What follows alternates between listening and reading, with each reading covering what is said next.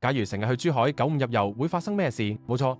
而家有港車北上，只要網上登記一下就可以由自己停車場直接點對點過關，過橋去到珠海完全超級方便。只要過咗去珠海，你就可以去入油。聽講好多都係955油，唔單止價錢平，而且服務好好，就可以感受到帝王級嘅享受。但係玩還玩都要小心留意，假如你成日沉迷入955油呢種玩意，好容易會跌入深淵陷阱。首先，你嘅身體會暴露喺病毒之中，唔好以為冇進入核心就安全。其實身體皮膚嘅接觸，就算只係用口都可以傳播病毒，嚴重啲可能會感染疱疹，生咗啲粒粒喺唔見得光嘅地方。為咗打個冷震，將自己身體暴露喺病毒同唔安全之中，翻到嚟可能你感覺到痕癢，下面生紅粒，擔心起上嚟，仲要去做檢測或者去診所做化驗，中間等候結果嘅過程非常之煎熬。點樣同另一半交代呢？冇事都還好，只係虛驚一場，萬一有事嘅話，仲要接受治療，同埋要忍受無限嘅痛楚。大數據唔會呃人，有緣睇到呢段影片嘅你，記得將呢一個資訊轉發俾你經常去港車北上好兄弟，等佢唔好貪一時之快，令到身體有危險。大家有需要嘅話，可以嚟到我哋嘅網站，我哋有唔同種類嘅性病檢測同男士保健，幫助大家自信滿滿長玩長有。